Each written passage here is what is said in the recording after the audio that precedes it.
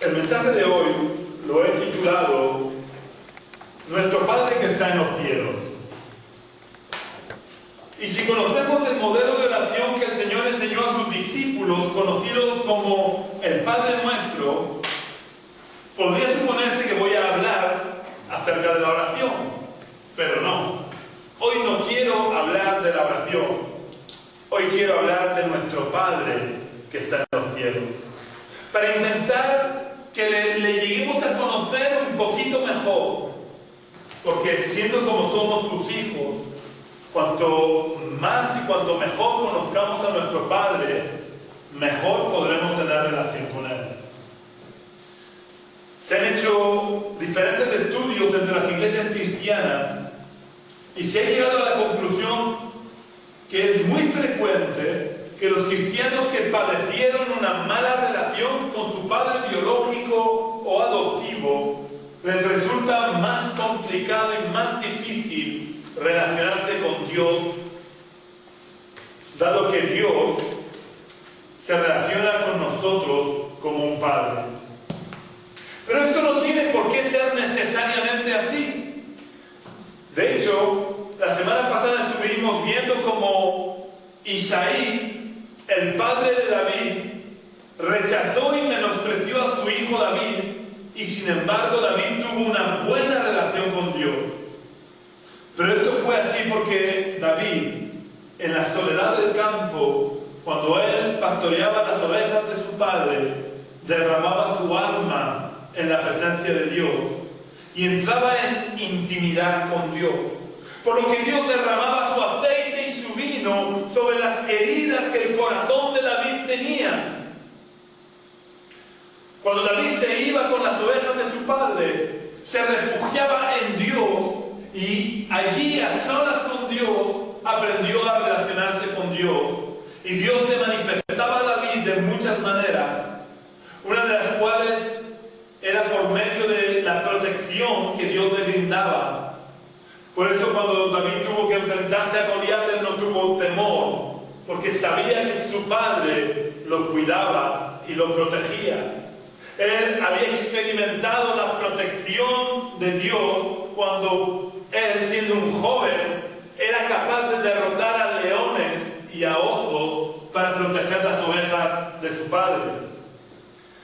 Así que en esta mañana quiero que leamos la parábola que mejor describe el carácter de Dios como nuestro Padre que está en los cielos. Vamos a leer en el Evangelio de Lucas, en el capítulo 11, en el capítulo 15 y versículo 15, perdón, estoy liando. Vamos a leer en el Evangelio de Lucas, en el capítulo 15, versículos 11 al 32. Y relata Lucas esta parábola que dijo Jesús. También dijo: un hombre tenía 2 hijos, y el menor de ellos dijo a su padre: Padre, dame la parte de los bienes que me corresponde, y les repartió los bienes. No muchos días después, juntándolo todo, el hijo menor se fue lejos a una provincia apartada, y allí desperdició sus bienes viviendo perdidamente. Cuando todo lo hubo malgastado, vino una gran hambre a aquella provincia y comenzó él a pasar necesidad. Entonces fue y se arrimó a uno de los ciudadanos de aquella tierra, el cual lo envió a su hacienda para que apacentara cerdos. Deseaba llenar su vientre de las algarrobas que comían los cerdos, pero nadie le daba. Volviendo en sí dijo: ¿cuántos jornaleros en casa de mi padre tienen abundancia de pan, y yo aquí perezco de hambre? Me levantaré e iré a mi padre y le diré: Padre, he pecado contra el cielo y contra ti, y ya no soy digno de ser llamado tu hijo. Hazme como a uno de tus jornaleros. Entonces se levantó y fue a su padre. Cuando aún estaba lejos, lo vio su padre y fue movido a misericordia, y corrió y se echó sobre su cuello y lo besó. El hijo le dijo: Padre, he pecado contra el cielo y contra ti, ya no soy digno de ser llamado tu hijo. Pero el padre dijo a sus siervos: sacad el mejor vestido y vestidle, y poned un anillo en su dedo y calzado en sus pies. Traed el becerro gordo y matadlo, y comamos y hagamos fiesta. Porque este mi hijo, muerto era y ha revivido, se había perdido y es hallado. Y comenzaron a regocijarse. El hijo mayor estaba en el campo. Al regresar, cerca ya de la casa, oyó la música y las danzas, y llamando a uno de los criados le preguntó qué era aquello. El criado le dijo: tu hermano ha regresado y tu padre ha hecho matar el becerro gordo por haberlo recibido bueno y sano. Entonces se enojó y no quería entrar. Salió por tanto su padre y le rogaba que entrara. Pero él, respondiendo, dijo al padre: tantos años hace que te sirvo, no habiéndote desobedecido jamás, y nunca me has dado ni un cabrito para gozarme con mis amigos. Pero cuando vino este hijo tuyo, que ha consumido tus bienes con rameras, has hecho matar para él el becerro gordo. Él entonces le dijo: hijo, tú siempre estás conmigo y todas mis cosas son tuyas. Pero era necesario hacer fiesta y regocijarnos, porque este tu hermano estaba muerto y ha revivido, se había perdido y ha sido hallado. Vamos a orar, Señor. Señor, queremos darte las gracias porque tú eres un buen Padre, eres el mejor de los padres posibles, Señor.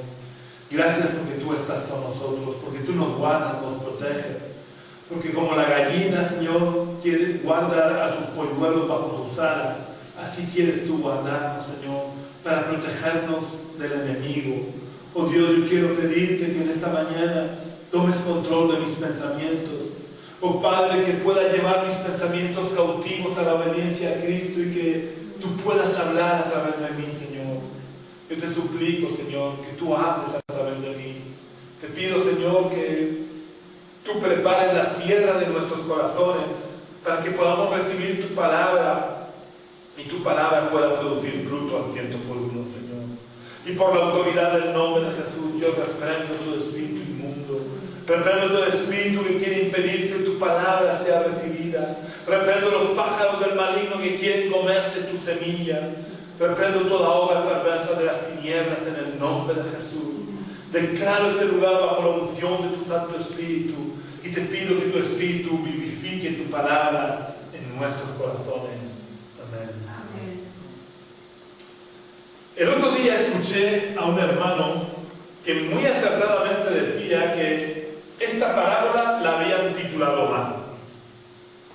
Porque lo que más resalta de esta parábola no es la actitud y lo que el hijo menor hace, ya que en esta parábola el padre tenía dos hijos, no solamente uno.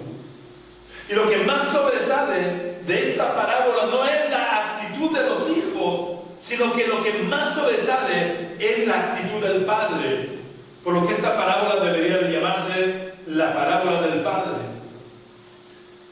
Este padre claramente simboliza a nuestro Padre Celestial, que es el mejor de los padres posibles. Él jamás se equivoca, jamás comete injusticia, jamás hace acepción de personas. Él siempre ama de manera incondicional, siempre está dispuesto a perdonar y a restaurar, y Él siempre está deseando que mantengamos una relación con Él, que sea real y personal, por lo que siempre está esperándonos para que nos acerquemos a Él, para tener comunión con nosotros. Yo quiero que veamos algunas de las parábolas, yo quiero que veamos en este día algunas de las cualidades que tiene nuestro Padre que está en los cielos. Porque como os acabo de decir, el Padre de esta parábola encarna o simboliza a nuestro Padre que está en los cielos. Lo primero que quiero resaltar es la generosidad del Padre Celestial. Y cuando hablamos de generosidad casi siempre nos referimos a cuestiones monetarias o a los bienes materiales. Pero este padre, el padre de la parábola, no solamente fue generoso en cuanto a los bienes, sino que fue generoso en todo. Este padre fue generoso en cuanto a los bienes materiales porque estuvo dispuesto a repartir sus bienes entre sus hijos, aunque aún no fuera el tiempo normal que él hiciera el reparto. Porque normalmente la herencia se cobra con la muerte del dueño, del propietario, no antes. El hijo demostró un corazón muy duro y un resentimiento y una amargura muy grande contra su padre cuando, estando vivo, le pide la herencia, porque era una manera de decirle que prefería verlo muerto.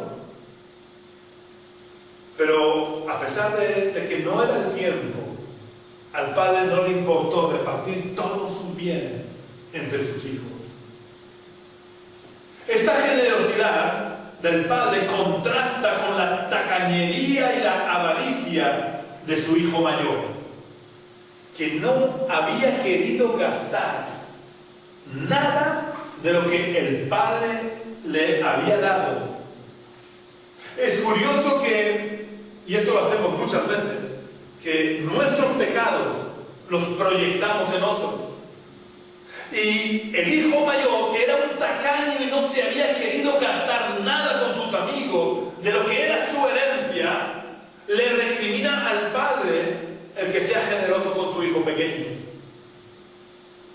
Y digo que el hijo mayor era tacaño porque si leemos bien el versículo 12, dice que les repartió los bienes. Es decir, no le dio los bienes al hijo pequeño, sino que a cada uno les repartió lo que les correspondía.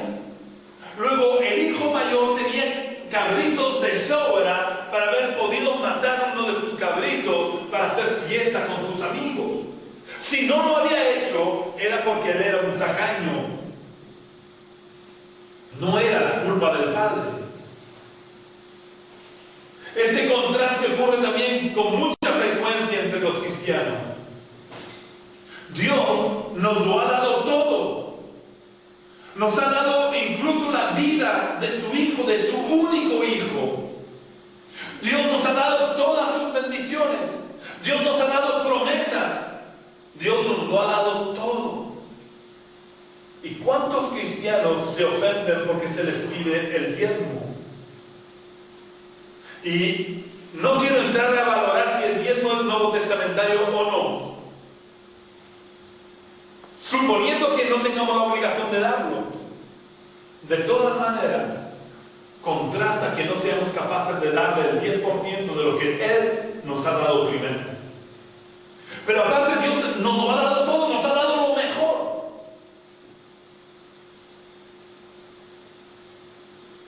Y si hilamos un poquito más fino, ¿cuántos cristianos se limitan a darle a Dios las monedillas en la ofrenda como si Dios fuera un camarero?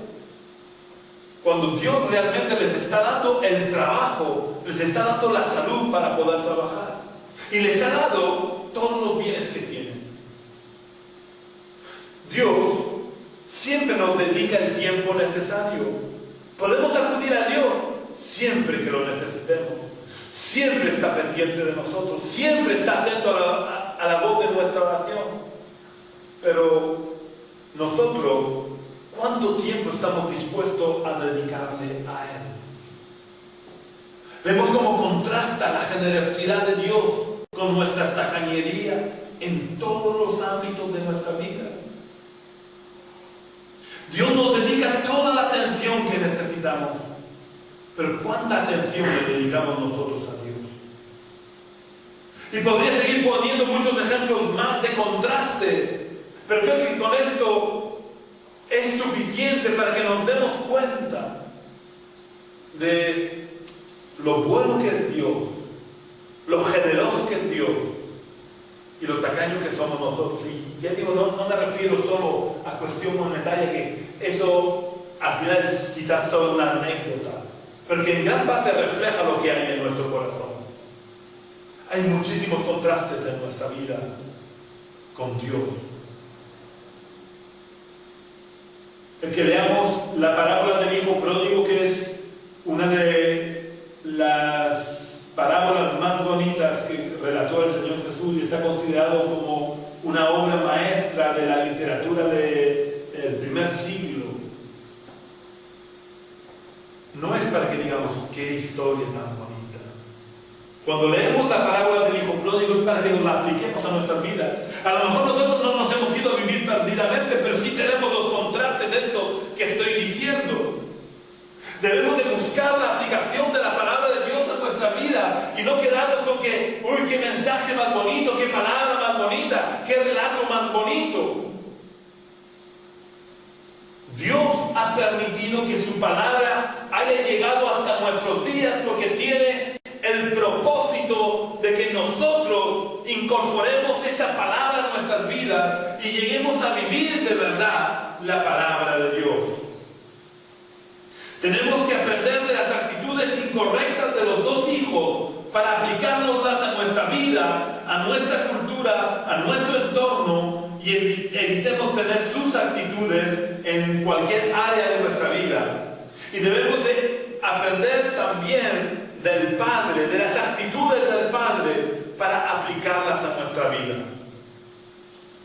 Porque si somos hijos de Dios, el carácter de Dios, las actitudes de Dios, el trato de Dios debe de reflejarse en nuestra vida. La generosidad del Padre no se limitó a las cuestiones económicas. El Padre fue emocionalmente generoso. Él les había dado todo el amor a sus dos hijos. Y sin embargo, cuando el pequeño se marcha y cuando el mayor se esconde, no hay ningún reproche hacia ellos por la deuda de amor que tenían con su padre. El padre vio marcharse a su hijo menor con todo el dolor de su corazón. Probablemente su corazón se rompió en 1000 pedazos. Y lo más grande es que él tenía medios para evitar que su hijo se marchara. Porque en aquella época se vivía en forma de patriarcado. Y el padre tenía medios para haber retenido a su hijo en casa. Pero lo dejó marchar. Porque Dios no quiere nuestro amor a la fuerza. Este padre que representa a Dios deseaba el amor voluntario de sus hijos. No un amor impuesto por la fuerza. Por eso, a pesar de que él merecía el amor de sus hijos, no les obligó a amarlo. Y a uno lo dejó marchar y al otro se fue humildemente a buscarlo a su escondite, para que a través de una conversación de amor el hijo apreciara el amor del padre. Él también fue generoso en el perdón. Daros cuenta lo mucho que podía haberles recriminado a los dos por sus actitudes. A uno por marcharse y a otro por ser tan tacaño y por ser tan duro de corazón, de no estar dispuesto de perdonar a su hermano. El hijo mayor era duro de corazón y le dolió el que su padre hiciera una fiesta y se alegrara de que su hijo hubiera vuelto a casa. En vez de haberse alegrado con el padre y de haberse unido a la fiesta, sintió verdadero dolor en su corazón porque hubiera preferido que su hermano hubiera muerto.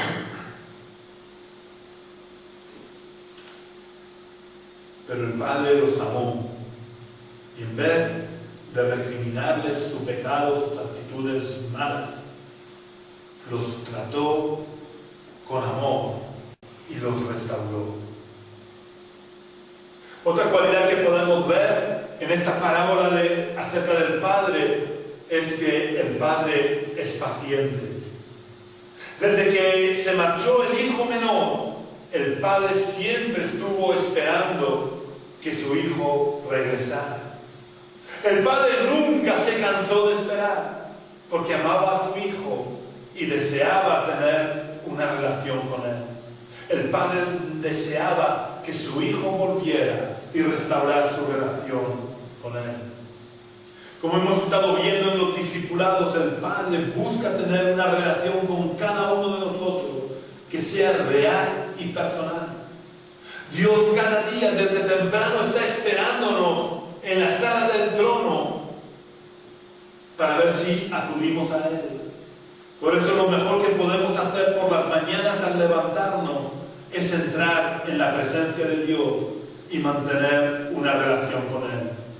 No lo dejemos esperándonos, porque no hay nada que podamos hacer que sea más importante o más urgente que entrar en la presencia de Dios y escuchar su dulce voz. Vemos también la paciencia de Dios en su trato con el hijo mayor. Como el padre escuchó la sarta de mentiras que dijo su hijo. Y lo escuchó sin interrumpirle y decirle: eres un mentiroso, eres un egoísta, todo es tuyo, ¿de qué te quejas? El padre esperó pacientemente a que su hijo acabara todos sus argumentos. Y ya cuando el hijo mayor vomitó todas las mentiras y toda la amargura que tenía en su corazón, entonces con mucho amor el padre intentó hacerle entrar en razón. Ahora quiero advertir en este día que la paciencia de Dios es de las pocas cualidades de Dios que no son infinitas. La paciencia de Dios no es infinita. La paciencia de Dios tiene un límite. Y cuando se traspasa ese límite, Dios envía sus juicios. Pero también es importante que tengamos en cuenta que sus juicios nunca tienen una meta punitiva. El objetivo del castigo no es el hacernos daño y ya está. Sus juicios tienen como meta, como objetivo, el llevarnos al arrepentimiento para que podamos alcanzar la restauración. Hay muchos ejemplos en la Biblia, pero voy a citar solo 3.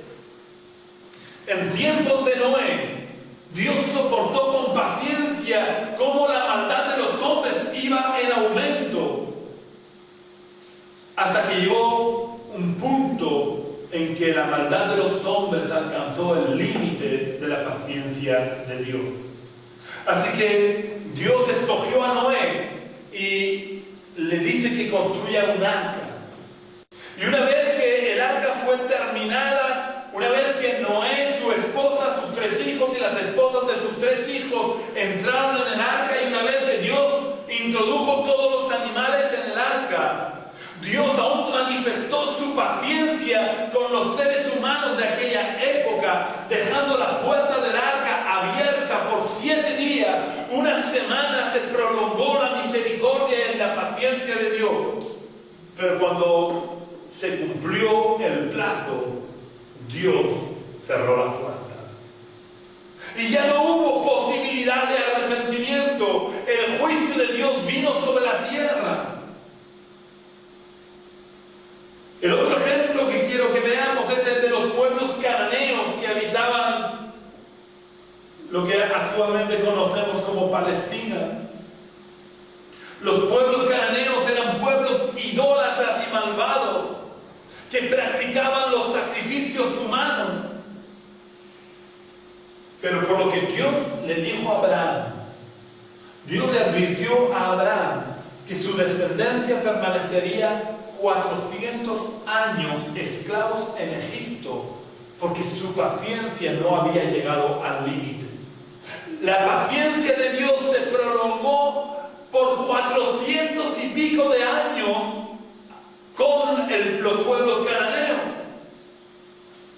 Dios tuvo paciencia con los pueblos de Canaán por 400 años, pero cuando se cumplió esos 400 años, la maldad de los hombres traspasó los límites de la paciencia de Dios, y Dios libertó a su pueblo Israel para ejecutar sus juicios contra los pueblos cananeos. Y el último ejemplo que quiero citar es el de Israel y Judá.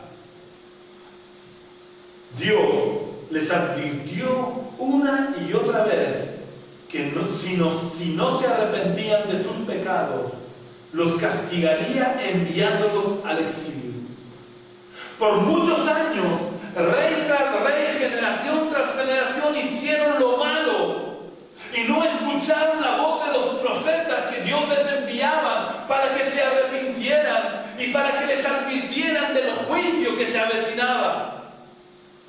Pero los israelitas primero y los de Judá después no quisieron escuchar las advertencias de Dios hasta que la paciencia de Dios llegó al límite. Y cuando la paciencia de Dios llegó al límite, Dios envió sus juicios sobre Israel y sobre Judá a través de los asirios primero y luego los babilonios.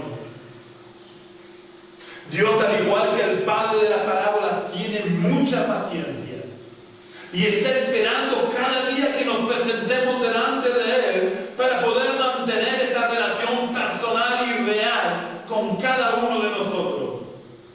Pero nunca debemos de olvidarnos que la paciencia de Dios tiene un límite. Y aún hoy en día estamos en tiempos de la paciencia de Dios hacia los incrédulos. Yo quiero que leamos lo que escribe el apóstol Pedro, capítulo 3 y versículo 9, porque los cristianos del primer siglo se quejaban de que Dios no hubiera vuelto, de que Jesús no hubiera regresado todavía. ¿Qué libro? En segunda de Pedro, capítulo 3 y versículo 9. Los cristianos se lamentaban de que Jesús tardara tanto en regresar. Y eso lo decían ellos que vivieron en el primer siglo. Imagínate nosotros que vivimos en el siglo XXI. Pero hay un motivo por el cual el Señor Jesús no ha venido todavía a por su iglesia. Y ese motivo viene expresado o explicado por el apóstol Pedro en su segunda carta, capítulo 3 y versículo 9.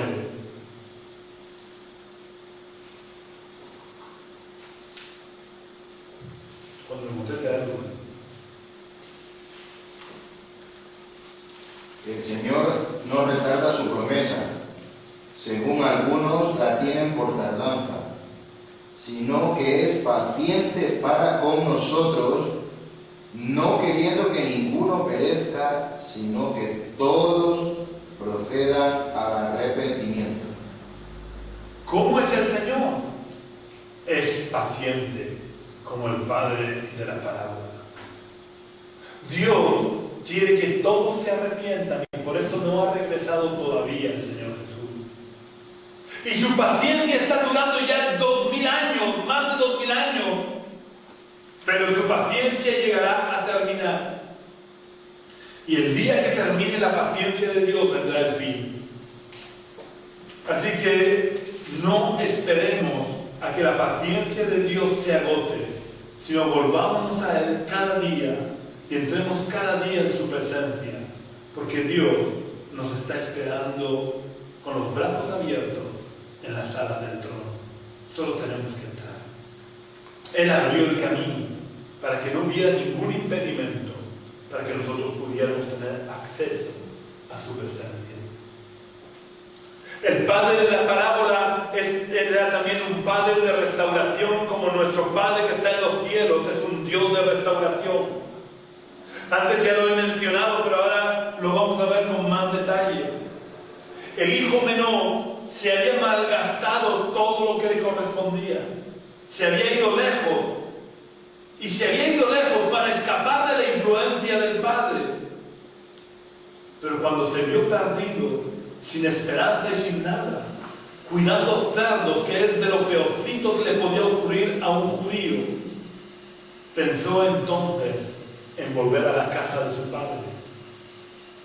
Pero él, que estaba emocionalmente destrozado como consecuencia de su pecado, pensó que su padre ya no lo recibiría como un hijo, pero aún así prefería ser un empleado en la casa de su padre que vivir como estaba viviendo. Así que tomó la decisión de volver a su casa, porque entendió lo que habían escrito los hijos de Coré en el Salmo 84, en el versículo 10, que vamos a leer. Salmo 84, versículo 10.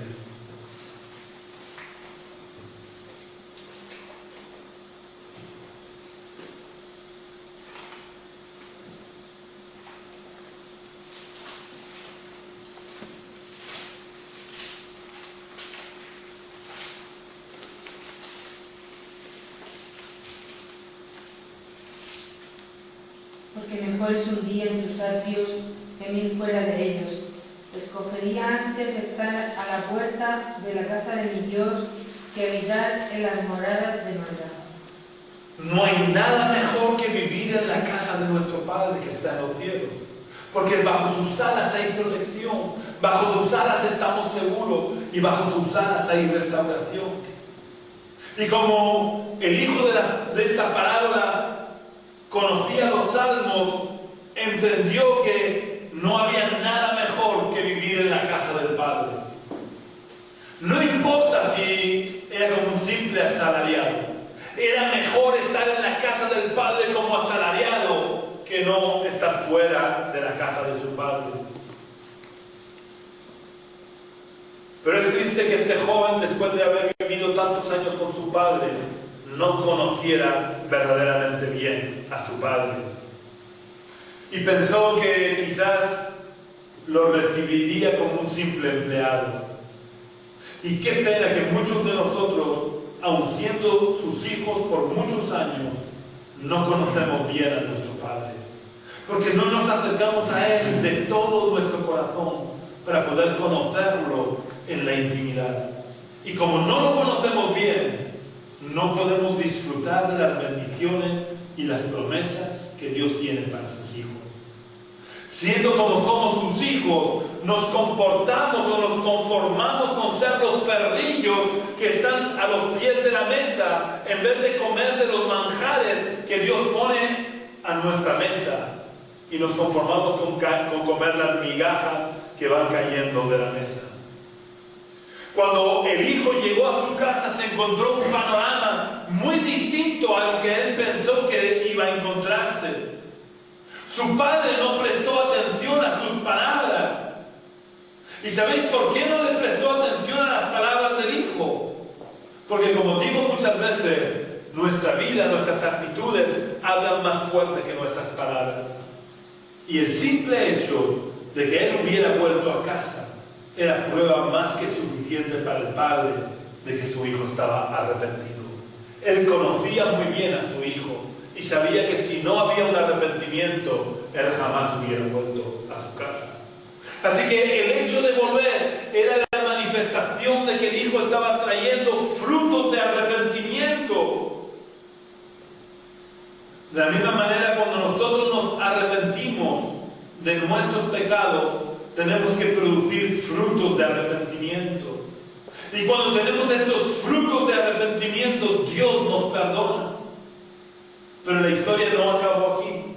El padre no solo no lo recibió como un jornalero, sino que lo recibió como a su hijo que era. Porque cuando Dios perdona, Dios olvida el pecado y nos restaura.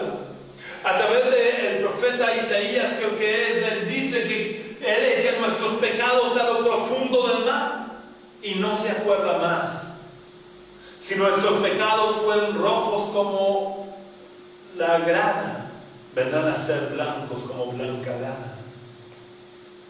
Yo quiero que leamos lo que el padre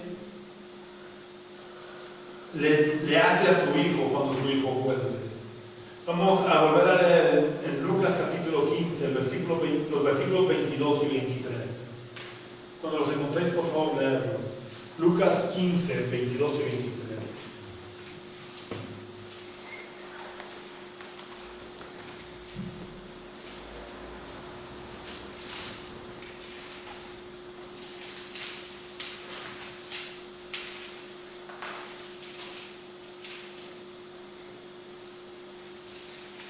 Pero el padre dijo a su siervo: sacad el mejor vestido y vestidle, y poned un anillo en su mano y calzado a sus pies, y traed el becerro gordo y matadlo, y comamos y hagamos fiesta. después de que el padre abrazara a su hijo y lo besara, hizo que le quitaran los andrajos que llevaba y lo vistió con las ropas dignas de su hijo, que su hijo merecía. No por mérito propio, sino por el hecho de ser su hijo. Como Dios hace con cada uno de nosotros. Cuando volvemos a Él arrepentidos, Dios quita nuestros vestidos manchados y raídos por el pecado y nos viste con vestiduras nuevas, limpias y resplandecientes. Luego hizo poner en su dedo el anillo que representa la casa a la que pertenece. Yo no sé si os acordáis, pero en tiempos medievales, cuando un señor quería firmar un documento, no hacía un garabato como hacemos nosotros, sino que llevaba un anillo con el escudo de su casa, y sobre esto rojo, no me acuerdo en este momento cómo se llama. ¿Cera? ¿Cera? No era cera, era otra cosa. Pero bueno, sobre eso estampaba el sello, y de esa manera se quedaba grabado el escudo de la casa que pertenecía. Y lo que hace el padre es devolverle a su hijo el anillo que representaba la casa a la que él pertenecía y de la que nunca debía de haberse ido. Y Dios de la misma manera nos da las arras de su espíritu como señal de que somos sus hijos. No importa lo grande y lo grave que sea nuestro pecado, si volvemos de verdad a la casa de nuestro Padre Celestial con un corazón arrepentido, Él nos perdona, nos limpia y nos restaura. Cuando hablo de este tema me gusta recordar el caso del rey de Judá llamado Manasés. Este rey, con diferencia, fue el peor de todos los reyes de Judá, con el agravante de que su padre fue uno de los mejores reyes de Judá. Y por más que Dios le advirtió a través de los profetas, él nunca hizo caso a Dios. Fue tan malo que de los dos sitios donde se relata su historia, solo en uno explica el arrepentimiento que al final tuvo.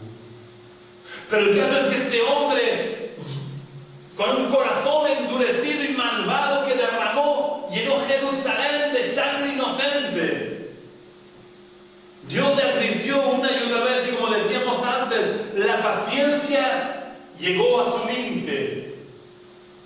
Y lo prendieron a este rey Manasés y lo llevaron cautivo, lo encarcelaron, y estando con los pies y las manos en el cepo, encadenado, entonces se arrepintió.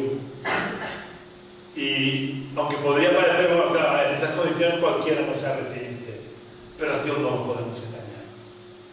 Y este hombre se arrepintió de verdad, y Dios miró el arrepentimiento de su corazón, y como Dios es un Dios de restauración, lo perdonó. Y no solo lo perdonó, sino que lo sacó de la cárcel y lo restituyó al trono de Judá. Manasés, después de haber sido deportado y puesto en la cárcel, pudo volver a Jerusalén y sentarse sobre el trono de Judá, porque Dios lo había perdonado y lo había restaurado, porque Dios es un Dios de restauración. No importa cuán quebrantado de corazón estemos, no importa lo que haya pasado en nuestra vida, ni los pecados que hayamos cometido, si nos arrepentimos de corazón y nos volvemos a Dios, Dios nos perdona. Dios se olvida de nuestros pecados y nos restaura. Jesús dijo que Él había venido a sanar a los quebrantados de corazón. Él vino para restaurar nuestras vidas. Y la última cualidad del padre de la parábola que vamos a ver es que el padre de la parábola buscaba tener intimidad con sus hijos. Cuando el padre de la parábola se enteró, por ejemplo, de que su hijo mayor no quería participar de la fiesta en honor a su hermano, no lo envió a buscar y le echó la bronca públicamente. Podía haberlo hecho, tenía autoridad, tenía sirvientes que le obedecían. Probablemente tendría gente armada, porque en aquella época los patriarcados eran como pequeñas tribus que muchas veces tenían guerras unas con otros, y parte de los que estaban en el patriarcado eran hombres de guerra, hombres armados. Y este hombre podía haber hecho venir a su hijo, haberle obligado a que entrara en la casa y delante de todo el mundo, haberle recriminado su actitud egoísta. Pero el padre prefirió dejar la fiesta, dejar a todos los invitados e ir a buscar a su hijo en la intimidad, para que el hijo pudiera darse cuenta de su error. Dios no quiere humillarnos, Dios no quiere reprendernos públicamente. Es verdad que, como he dicho antes, la paciencia de Dios tiene un límite, y yo he visto casos en los que Dios ha humillado públicamente a alguien. Pero yo supongo, porque Dios actúa de esta manera, que primero le advirtió, que primero le habló, que primero lo llamó al arrepentimiento, lo llamó al orden. Ahora, si nosotros hacemos oídos sordos a Dios, Dios puede reprendernos públicamente. Pero la cosa es que, por norma general, Dios siempre, en principio, busca tener intimidad con nosotros para poder restaurarnos. Él se acerca a nosotros. Incluso se acercó cuando estábamos perdidos en nuestros delitos y pecados. Él toma la iniciativa siempre. Él se acerca a nosotros con amor y nos habla. Y trata de guiarnos al arrepentimiento. Dios está buscando tener intimidad con nosotros. El problema es que nosotros nunca tenemos tiempo para estar en la presencia del Señor. O preferimos mantener una relación superficial con Dios para que Dios no pueda corregirnos, como el padre de la parábola corrigió a su hijo. Pero Dios quiere tener intimidad con nosotros. Podemos ver algunas palabras en las que Dios manifiesta dolor en su corazón por la falta de intimidad que su pueblo quería tener con él. Dios le dice a su pueblo a través del profeta Jeremías, o Dios le dice a Jeremías respecto de su pueblo: si ellos hubieran estado en mi secreto. Se nota, se palpa el tono de tristeza por parte de Dios, porque Dios anhela que entremos en su secreto. No hay nada que le agrade más a Dios que el que nosotros entremos en su secreto y tengamos intimidad con Él. Le gusta que le obedezcamos, le gusta que hagamos lo que Él quiere que hagamos, pero sobre todo le gusta tener intimidad con nosotros. Le gusta pasearse con nosotros. Le gusta tener esa relación personal y real con cada uno de nosotros. Dios anhela que entremos en su secreto, donde Él puede tratarnos, puede mostrarnos su amor, puede corregirnos con dulzura y puede restaurarnos. Que Dios nos bendiga y que lleguemos a conocerlo de verdad como nuestro Padre que está en los cielos. Vamos a orar. Señor y Padre Celestial, queremos darte muchas gracias por tu palabra y muchas gracias por mostrarte como un Padre amoroso, como un Padre que cuida de sus hijos, que restaura a sus hijos, como un Dios que tiene paciencia. Gracias, Señor. Ayúdanos a conocerte cada día más. Ayúdanos a buscarte en la intimidad para que tu Espíritu pueda llenarnos, Señor, y podamos ser luz en este mundo. Podamos reflejar tu amor en nuestras vidas, que tu carácter, que tu imagen se vea en cada uno de nosotros, Señor. Yo te pido que tú te glorifiques en cada uno de nosotros y que nos ayudes, Señor, a no tener las actitudes que tuvieron estos dos hijos de la parábola, que permanezcamos siempre en tu casa, pero que permanezcamos disfrutando de las bendiciones Señor. Oh Dios, ayúdanos a conocerte de verdad. En el nombre de Jesús.